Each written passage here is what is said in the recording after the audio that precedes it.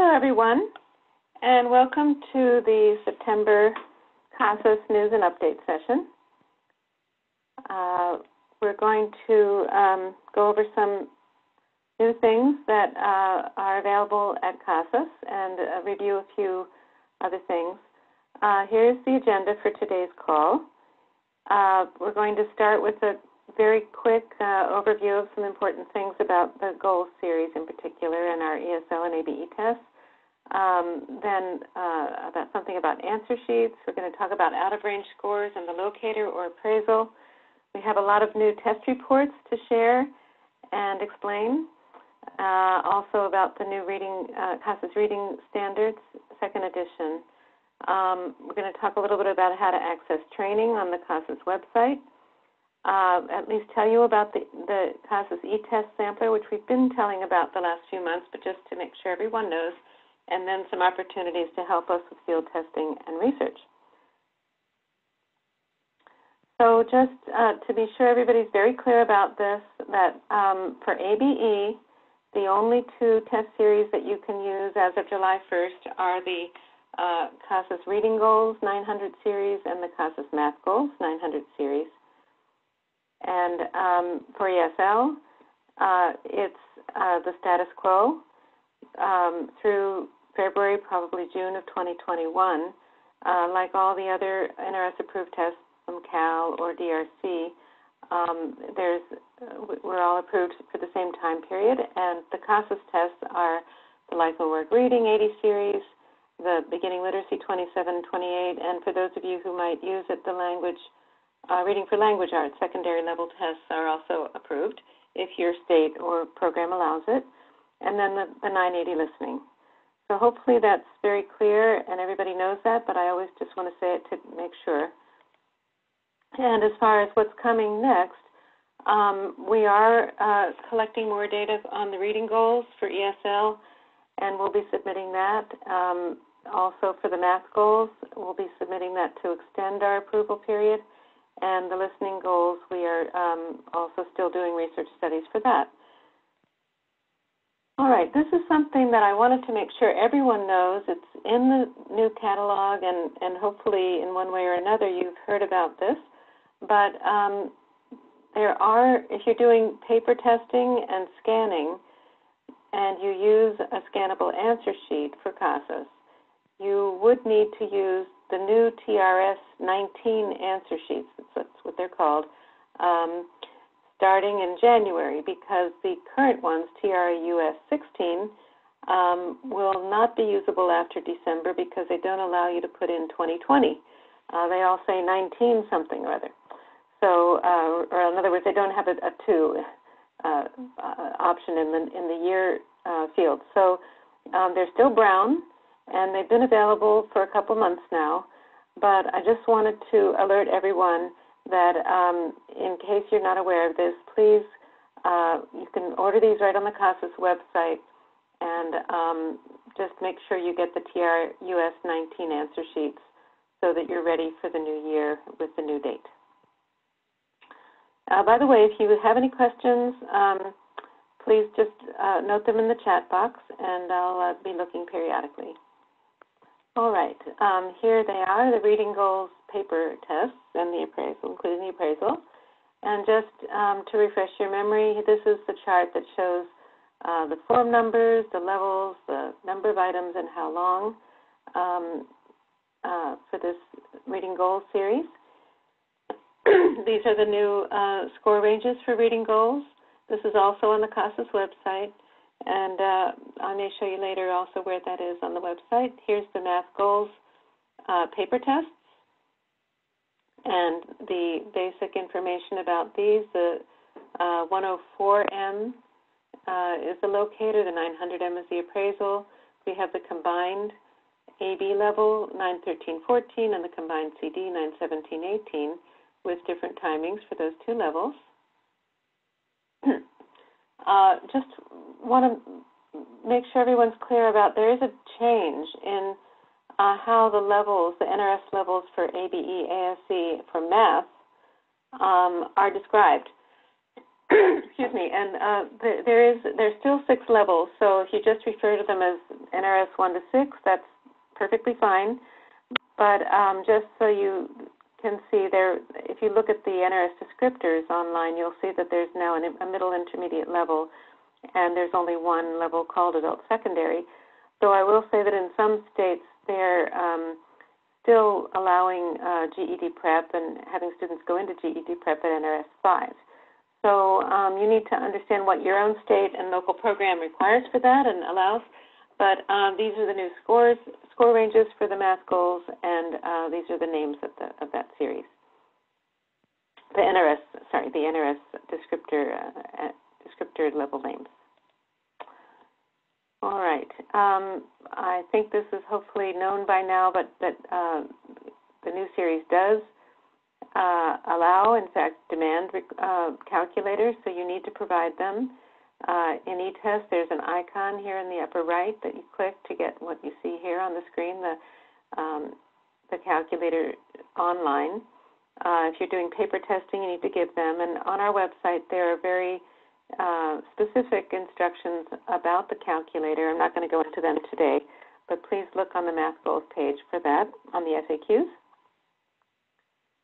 We do now have a more detailed math blueprint that I'm going to show you in a minute on the website.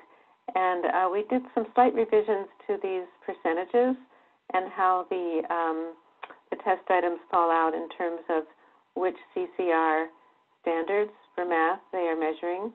So if you have been using this, please note some very slight changes, but there were some changes made about 2 to 3 weeks ago. And there's more number sense in the lower level than in the higher level forms. There's much more algebra in the higher level forms. There's more geometry, actually, as we looked at it again and reviewed the CCR standards in the higher than the lower level forms. More measurement at the lower level and more or less the same in terms of, this is also data representation in this category. All right. We are still during that time of year when you're transitioning students. You may just be starting up your program. So just to remind you that, again, that any ABE students can no longer use life skills math or life and work reading. They must start using the reading and math goals for NRS reporting, so they must take a pretest that applies to continuing students also, so because the pre and post test must always be in the same series. We do recommend giving the locator for both actually reading and math goals. The same basic testing procedures apply for the goals series.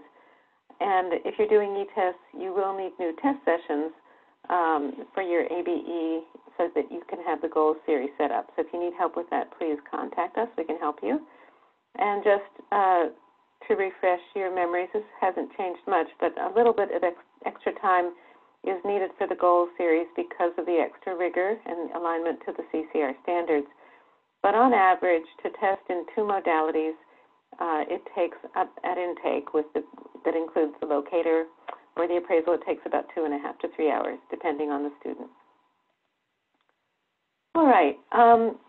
We have had some inquiries about out-of-range scores, and that's something I wanted to cover today. So just to back up with a little refresher about these score conversion charts. This one happens to be the reading goals appraisal and showing how it goes into the next assigned test.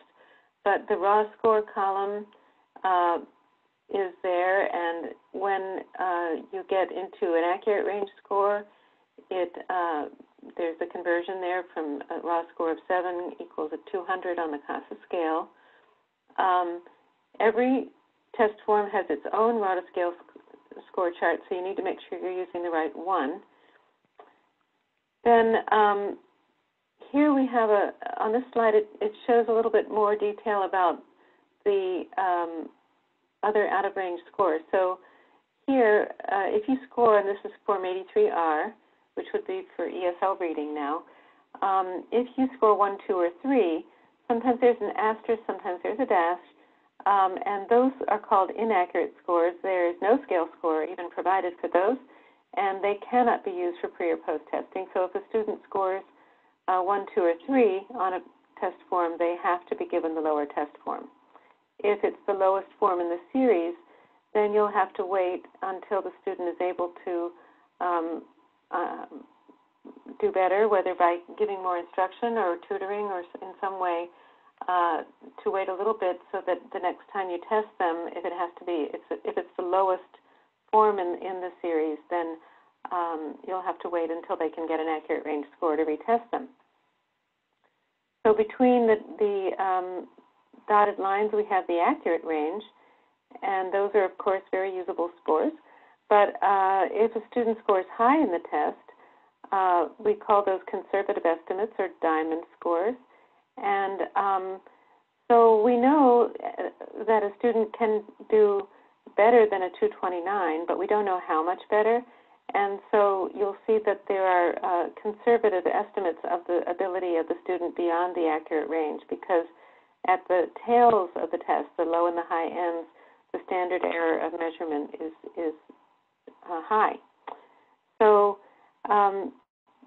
these diamond scores are something that you could get even if you were placed into, if a student was placed into that test. They might do extremely better than expected, extremely well, and get a diamond score. All right, so now here are our CASAS recommendations that if you're pre-testing, that is at intake, or now if you're transitioning continuing students into goals for ABE, if the score is out of range, that is, this is at the pre-test, either it's an asterisk or a dash below the range, or it's a diamond above, you should retest to get a valid score.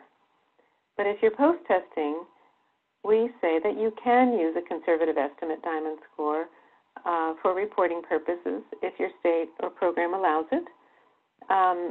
The inaccurate scores at the bottom end can never be used because there's nothing to use. There's no scale score provided. So you will always have to retest if you get an asterisk or dash score below the at the low end.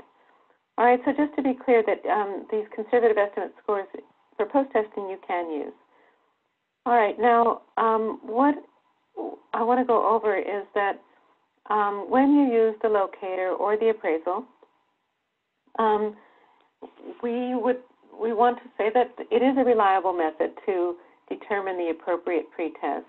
But with any assessment, a small percentage of test takers will inevitably score in the inaccurate or conservative estimate range, even though that is on the test that was indicated by the locator. It's just not a perfect instrument. No test is. And so we've seen that what we consider to be an acceptable range, it's what we've been, how it's been for many years, is about 10 to 15% that, based on the locator or appraisal score, may score out of range when they take their pretest. So as I just was going over, those ones, those test takers that do score low, too low or too high, will need to be retested at the lower or higher level test. Now, we do continually monitor the placement of the locator into the pretest, and since we have just rolled out these new test series, we've been paying close attention, and we did get feedback. And so when we looked carefully at the math locator, the math goals locator placement rates, we saw that there was an indication that we should adjust it, and so we did.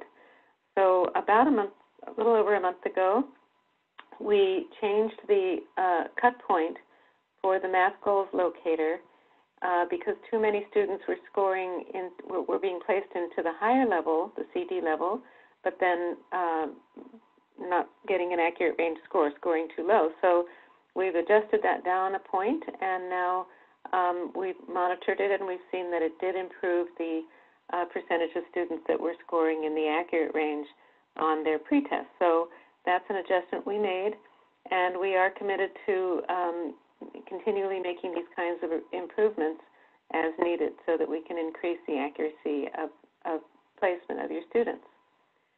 But as I said, it is unavoidable to have some small percentage of students that do place out of range. And so while we do everything to ensure against that, there are some ways that you can strengthen your process to help to avoid it further. And one way is to have your students, before they take the locator or the appraisal, look at the sample test items before. So, and on the website, I'll show you this in just a minute, we have sample test items that are both in the paper test format, and also we have the new CASAS eTest sampler that has those same sample test items in the eTest format. So we encourage you to, even for the intake time when they're just new to you, we encourage you to allow the time, and with the eTest sampler, or either one of them, you could send them the link to go and look at those sample test items before they come on their own, or you can spend some time when they're with you to go over them so that they're more prepared for the test format. So that's one way. And also, we would encourage you to caution test takers against guessing. Because on a CASAS test, unlike perhaps a GED test or a more high-stakes test, where guessing might be advisable because you want to get a higher score no matter what, but on a CASAS test, we really want to get a good reflection of their actual skills. And if they guess, and they guess well, we can tell them that they're going to be placed in a class that's too difficult for them, and that will not be a good thing as far as their learning environment. So they don't want to be in a class that they can't understand, and if they guess and guess poorly, they're going to be in a class that's too easy, which is also not the most advantageous situation for them or for the program, of course. So we hope that you can take some time to encourage students not to guess. Of course, if they, and so instead of guessing, to skip a question. If they skip a question, they are going to have it be marked wrong, but that's the appropriate thing to have happen because they really don't know the answer. So that's a more accurate reflection of their skills. So those are two suggestions. And one more is to be on the lookout to perhaps review your own intake process and make sure that, especially for ESL students that are lower level, that you are going through the process of screening them from taking the locator or the appraisal if they are extremely low level. Because if they are bound to go or should be placed in a beginning literacy, the 27 or 28, or in a level A pretest form, then that's something that we'd ask you to do by giving them the CASAS oral screening, depending on how they do there, giving them the Form 27 practice items, or even just observing how they do when they fill out the registration form by filling out their name and address, something very simple, or answering a very simple question like, why do you want to study English, or why do you want to study here? Because if a student is that low, the locator is going to be too difficult for them, and they are going to possibly wind up guessing and getting placed too high. So we do encourage you to review your intake process, make sure you're doing that kind of screening so that these lower level students don't wind up taking the locator at all if that's not something that they should do. I think in some future of these webinars, we'll go through that intake process in more detail, but just wanted to raise it as another factor that can help in avoiding out-of-range scores at intake. All right, I don't see any questions, so I'm going to carry on. In terms of the goal series reports and content standards, the content standards, we have a new version 2 of the new 2016 reading standards. It's on the website. I'm going to talk about those in a minute.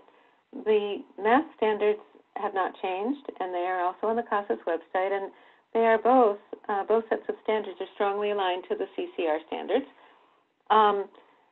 many, in fact, almost all of the content standards and competency reports are similar to how they were before. In other words, the goal series tests have similar reports as we had before for our previous series. But we do have some new reports, and one of them is a CCR report that's in the individual skills profile. The reading goal CCR report has been available for a few months, and I'm pleased to announce that the math goal CCR report is going to be released this coming Friday, September 20th, and we have a new report called the Test Score Overview that is also going to be released this Friday, and this report is available with enhanced TE access. So let me go and show you that. This is what it looks like. The reason for this is, well, let me just say what it does, and this is a reading report, and it shows all the students in a class that have taken a reading test. It could be at different times, you know, October, July, but it pulls them together so that a teacher can see. It's a very simple thing you're looking at, just their scale score, not all the detail of the content standards, the CCR, the competencies, but we really felt that this information, the scale score, is extremely useful, and especially if you to easily to have a report that easily shows your class, and you can it's by default sorted from low to high. For this first one, we can see that this student took an 81R, a level A test form, and scored in the diamond range and got a 205. So that actually could even be an underestimation of that of Isabel's score. But so then we can see, and if you wanted to you do some grouping of students, then you know which ones are generally a little higher, which ones are kind of around the same general vicinity of, in terms of their scale score, and which ones are lower. It also includes the NRS ESL, and because you can see this is these are ESL students, this would be the ESL educational functioning level, and it gives the grade level equivalent. Now, you can customize this. You can either see the grade level equivalent or not, but it is there if you want to see it. So this would be, if it's an ABE class, it would show the reading goals series here instead of the life and work reading, and math, same thing. So this is a new report. It's hopefully going to be useful to you. As I said, it's because it's a class level report, it's not available in the basic TE access, but it will be available for the enhanced access. Then, and it's so in the individual skills profile, and this is probably the most commonly used test report, has a lot of information on it. We have some new tables. So here is Rolling Hills Adult. This is not an actual student. This is Jason Lee.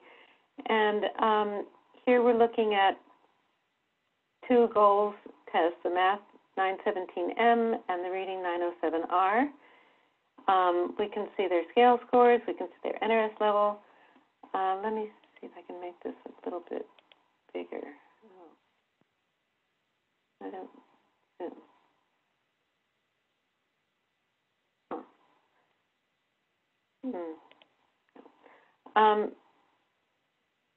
Okay, hopefully you can see this on your screen. And then,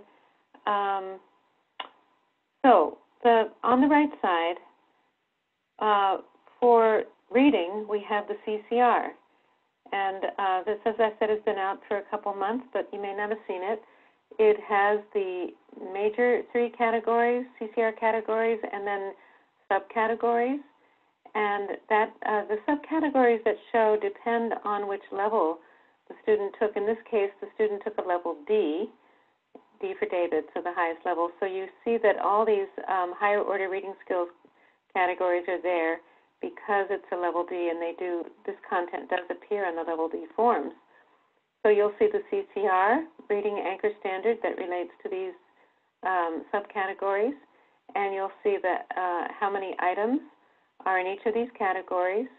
And you can see in this new series, we made an effort to generally have 4 or more, sometimes 3, but usually 4 or more questions in a category, and then the percent correct of the student in these categories. So that'll help to determine where the student needs some extra help. So vocabulary is a little weak, looks like, and actually locating details looks like it needs some work. So then this is new, coming out Friday. Here is the CCR for math. And so we have these categories. We have the number of items and then the percent correct. So look, this student, for example, looks like needs some help with geometry in particular, and also perhaps fractions and ratios in base 10 are lower. Algebra is a little weak too, and these categories, not too bad. So that's, I think, going to be extremely helpful as you work with the new Math Goals series. And then at the bottom of the screen, this is the likelihood of passing the HiSET test has been available for a little while now for the HiSET reading, and this is saying that with a reading score of 248, that this student has a 78% likelihood of passing the language arts reading section of the HiSET. So this is, we did get enough data in order to produce that table, and so that's available. We have just received enough data and analyzed it for the HiSET Math, and so another addition is that starting on Friday, we will be able to offer this kind of information about the HiSET Math. So starting on Friday, this would also appear for the student, how their likelihood of passing both reading and math. And now let me show you. This is the language arts reading only, and that maybe you can see a little more clearly, the HiSET reading. So that's exciting that this individual skills profile now has these it defaults to the CCR report, both, I'm going to go back up, both for reading and math. If you prefer to see the CASAS reading standards or the CASAS math standards rather than the CCR, that's something you can set in the back end in TOPS Pro Enterprise. We thought that most programs would prefer to see the CCR, so that's what we have made as the default. But if you prefer to see the CASAS standards, that's something you can set up for your program. Now, as I mentioned, we have these HSE studies, and for the HiSET, we have now completed both the reading and math. And for GED, it looks like it may complete very soon. We hope we have enough data for both the reading and the math to be able to finalize that. We're looking at the data now, and hopefully by next month we'll be able to tell you if that's coming out shortly. So stay tuned for that information. The CASAS Reading Standards 2016 version that's aligned to the CCR has a second edition, which is on the website. It's much shortened and streamlined compared to the previous, the 2009 version. So this is these are the CASAS Reading Standards. This version is the one that is coded to the Reading Goals series. For ESL, the Life and Work reading tests are still coded to the 2009 CASAS Reading Standards. But for ABE, for the Reading Goals, it's the new 2016 second edition that's coded to the Reading Goals. And I would say for ESL programs that want to use these new CASAS Reading Standards 2016, if you're doing instruction aligned to the CCR, then please do use them also. But it's important to know that the ESL reports are still coded to the old ones. And now we have got the dots. Let me just say that those categories that you saw before in the CCR report are the same ones. They match up in the Reading Standards document. So you'll take a look and see that there's that alignment now between the CASAS Reading Standards and the test report categories. Now, in the new 2016 CASAS reading standards, we have the reading, it's RDG, and then the number of the standard, and now we have added the dots indicating which ABE NRS level or ESL NRS level or CASAS level each standard relates to. So that's new in the last few months. All right, in terms of other skills reports for content standards, one change that was made in the new goals series is that only one content standard is coded to each test item. Before, we were doing multiple coding of content standards to a test item, and what we felt is that that was just a bit overwhelming in terms of how much information was being given. And so also because in the new goals series, we were more, I would say, clear-cut when we wrote the items, more intentional in writing the items to address a particular standard, CASAS reading standard or CCR standard. It makes sense to code to only one standard, and it definitely makes the reports easier to interpret and use. So to get to these content standards reports in TOPS Pro Enterprise, you go to Reports, then to Test Results, then you see this drop-down that takes you to, you can choose Content Standards, then you can choose the individual one, and if you get if you have an enhanced TOPS Pro Enterprise, you can see the summary, which is the class level one. So here is the student level one for the 906R reading goals, the level C, and you can see it has, this is for one student, it has the CASAS reading standards on the left, how many items relate to that standard, and the percent correct that that particular student got on each of those. And you can see it's not as many standards that are covered in the test. And the next one shows the class performance. Here we have for 13 students, and in this case, the percent correct is going to be for those all 13 students who took all the items, if they took all the items. Then, okay, so hopefully that's about the content standards, and see if there's any questions. All right. And now on to the competency reports. Again, for the goal series, we made a change where we only are coding one competency for each set of test questions. So we're relating the competency just to the reading passage in the case of reading or the math prompt. So again, this makes the reports easier to interpret and use. There are, as a result, more items from the test related to the same competency. And I'm going to show you this report that's been there for some time, but it's the competency category report. So to get to these competency reports, it's again test results and then competency performance, then the individual one or the class one. So here we have individual student report. This would go on to all 40 items on the test, and it tells you did the student get this question right or wrong. It has what we call this 3-digit competency, but you can see that the first set of questions, all related to one reading passage, is the first 4 questions, and it relates to this competency. The next set of questions is questions 5 through 8, and that's related to the same competency.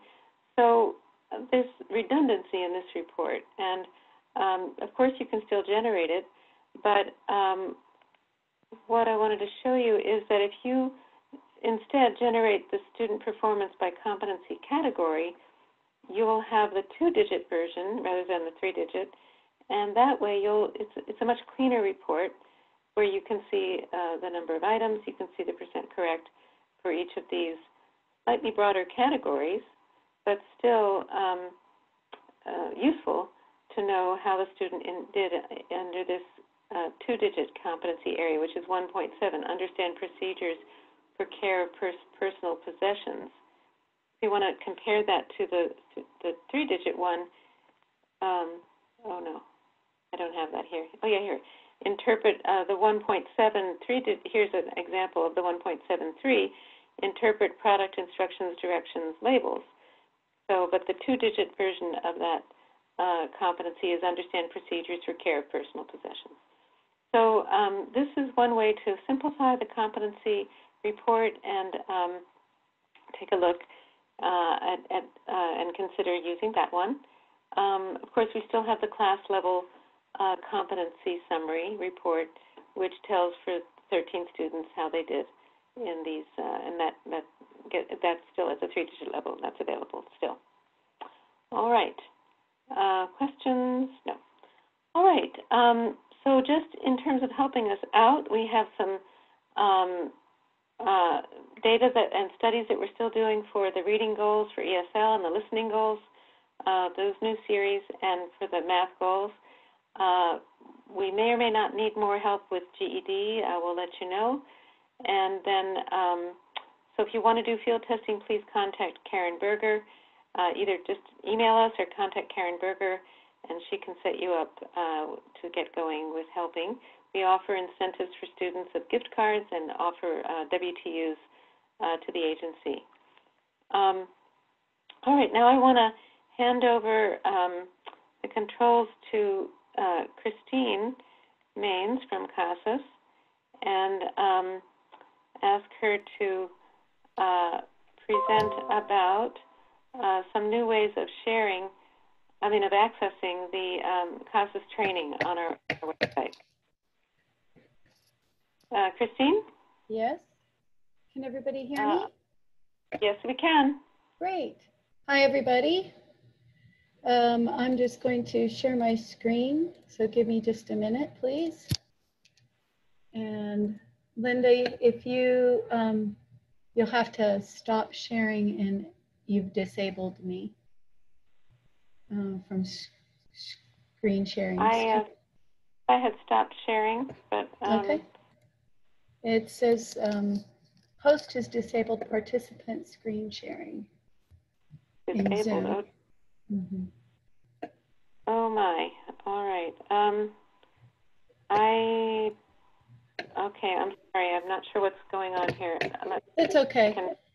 So we can, Linda. Here's how we can probably remedy it, and that will just be, I'm going to talk you through what I was going to show everybody because you're on the screen, right? Well, go ahead and try sharing now because it doesn't show that I'm sharing anymore. Okay.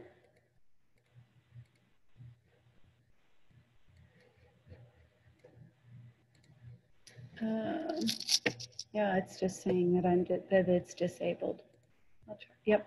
Okay, let me make you a co-host. I think that might be good. Okay. Okay. Try now. Thanks, everybody. Thank you for your patience. First of all, while Linda is there, I just want to introduce myself. I'm Christine Maines. I came on with CASAS in June and have joined the training and program specialists team. In that capacity, we have been upgrading and making some changes to the online training portal.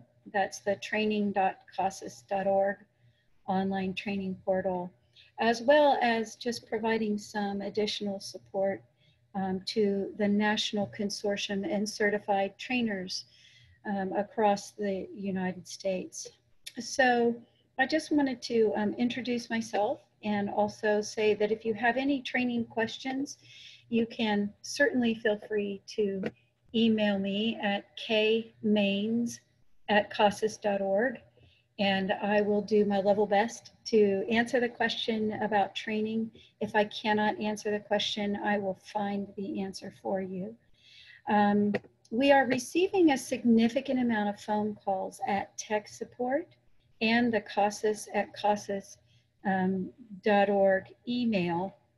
And all of those questions that are coming in mostly relate to training requirements, eTests online, and TOPS Pro Enterprise. So I want to take a few minutes to show you, if possible. I'm going to try to share my screen again.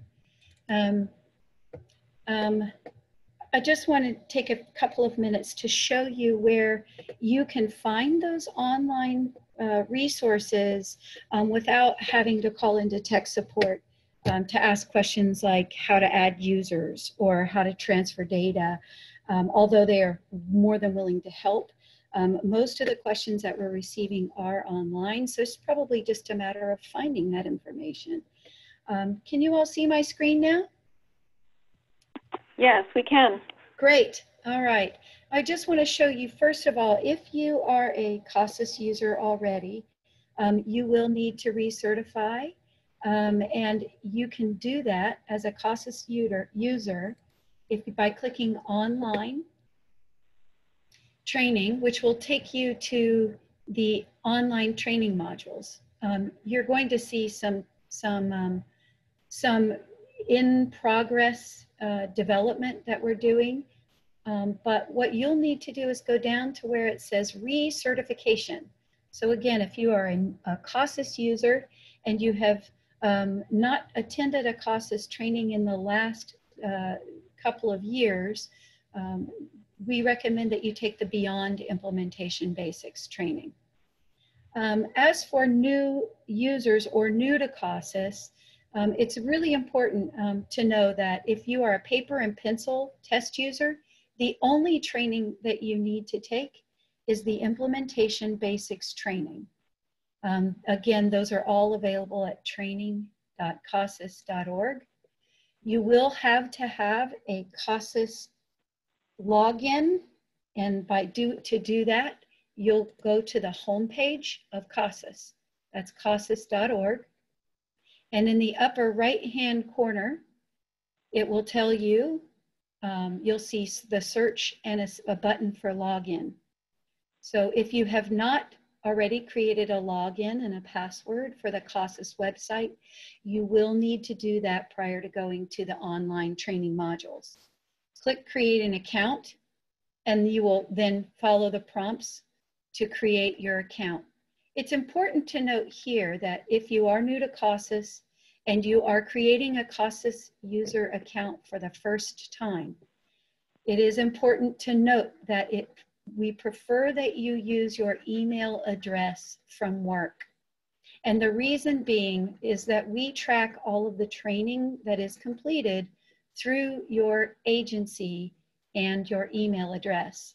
So it will be much easier to make sure that your certification is connected to your agency, which will expedite orders in the future or any orders that you're planning to place. There are training requirements. So we want to make sure that when you're creating a new account that you include your email address. There's also a field to add an additional address if you want a personal email as well. That being said, after you've created your account for the CASAS website, you will do one of two things. You can either go to the CASAS homepage and click on online training. That will take you to the online training modules. And then you will begin your training, if you're new to CASAS, for paper tests, and the training that you will need will be Implementation Basics training. If you are an eTest user, it'll be really important to check with your program manager or coordinator to make sure that your agency has signed a CASAS implementation agreement. That is the first step as an eTest agency, to make sure that our system is triggered, that you are going to be implementing eTests. The next step is to take Implementation Basics training. All CASAS users, we recommend, take the Implementation Basics training so that they understand the system, what's required, and also sign the test security agreement. That will generate a certificate for you so that you are CASAS certified to use CASAS assessments. In addition to the implementation basics training, CASAS eTests users are required to take proctor certification, which has specific information about how to manage test sessions with students in the actual testing environment. The testing coordinator, we require 2 proctor certifications and at least 1 coordinator certification for each agency. The data manager, it's important to note, has the same access rights as the coordinator.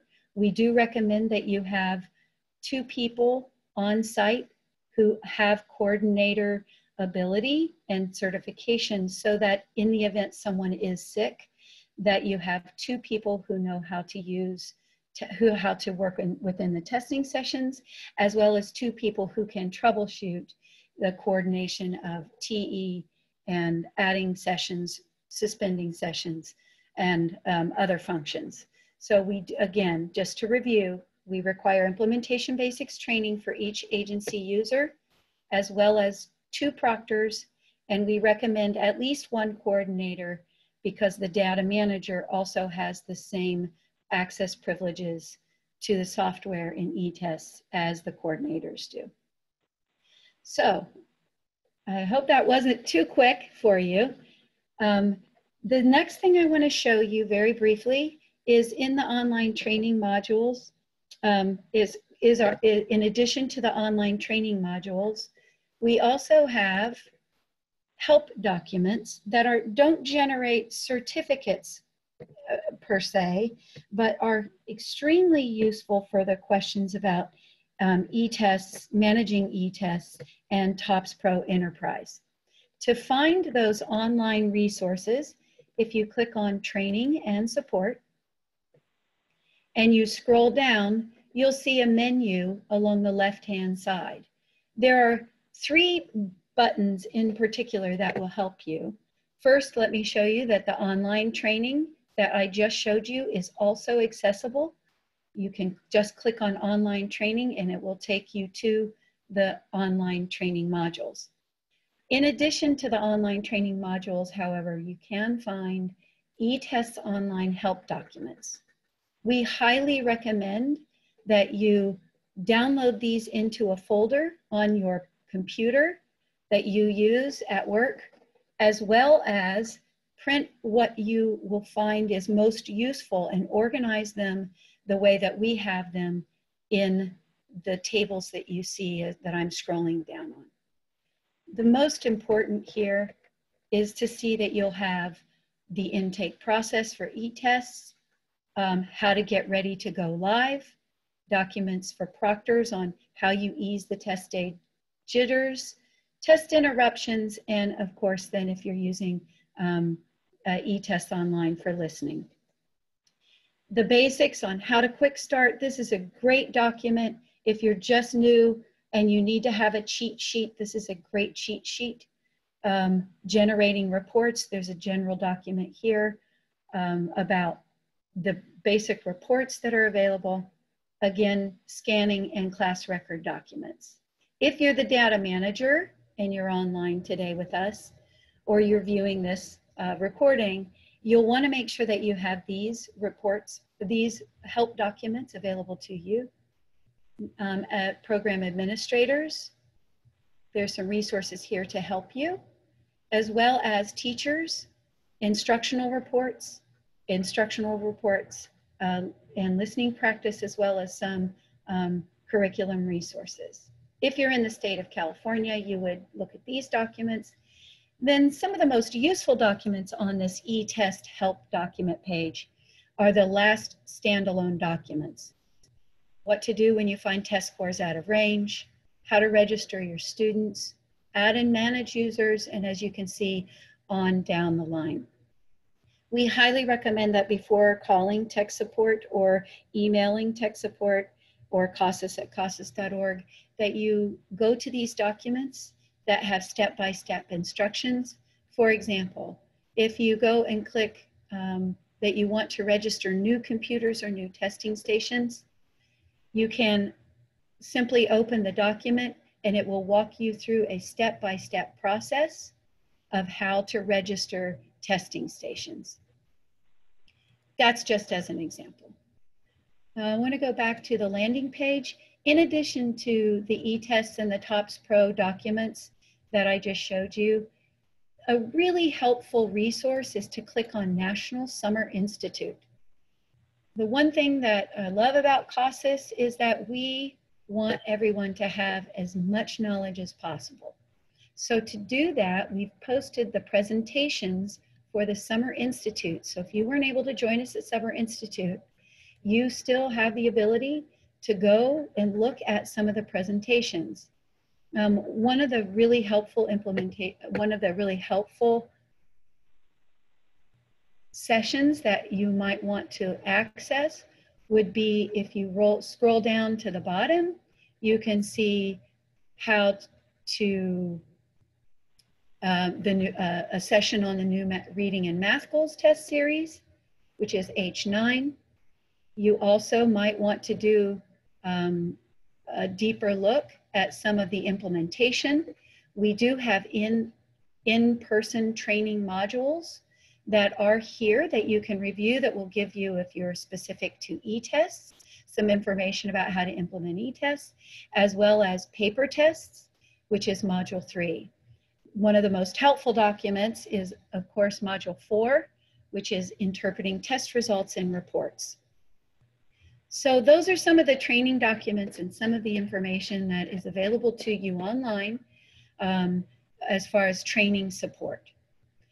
Linda, that's all that I have right now, but I do see that we have some trainers on the line, and I'd like, once we're done with the recording of this News and Updates webinar, just ask them to stay on the line for a few minutes so I can show them a couple of resources that are available to the trainers.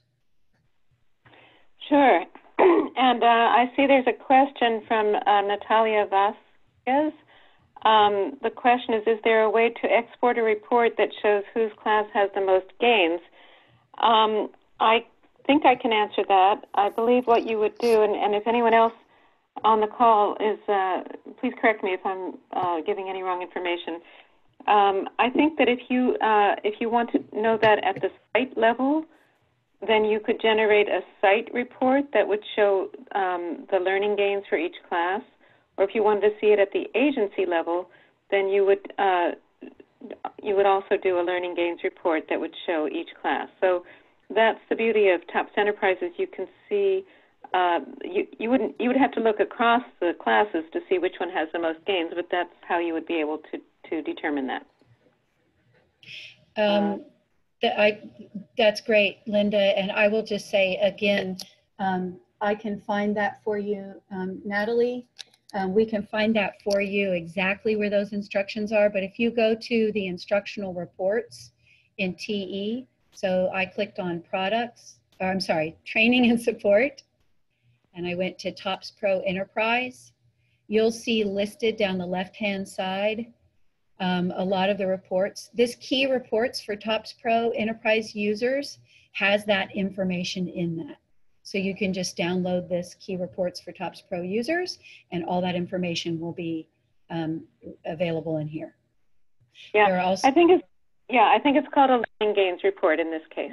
Yes. So, okay, let me go back. Let's see if I can get back to sharing my screen. Yep, I'll stop sharing. Okay. Oh.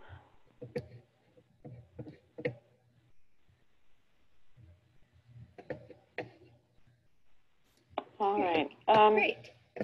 So just a couple more things. Well, actually, this is still in Christine's bailiwick, but I'll just mention that with more collaboration among partners in WIOA 1 and 2, we are getting more interest in the workforce skills certification system. And so we don't have much time left today at all, but I just encourage you to contact Christine. There's her email again, and inquire about it. And maybe at the next session we can spend a little more time on this. Also, just to let you know about the eTest sampler that I mentioned earlier, you'll find it on the CASAS website if you type that in and search on it. or under, as you can see here, this trail to sample test items. And it's really got, it's really a great way for, as I mentioned earlier, for your students to prepare and be, have less anxiety, hopefully, about taking the test. And there's some new features in the goals series. It has a progress bar, how many items out of the whole test there have been taken and how many are left, and then within a set of items, let's say two out of 3. So there's new features and plus or minus to enhance. All right, so we'll leave you with the notion that, or the possibility of perhaps attending the National Summer Institute in June. It's not too early to be thinking about that, even though it may seem like a long way off. But as Christine mentioned, you can take advantage of what happened just last June with that huge variety of sessions that you can take a look at your leisure. So that's all I have. And if anyone has any additional questions, we can stay on for a few more minutes, but we'll, I think, stop there. And I'll just check the chat box one more time. All right, looks like everybody's got all their questions answered. All right, so I'm going to officially stop the session, and thank you very much for attending.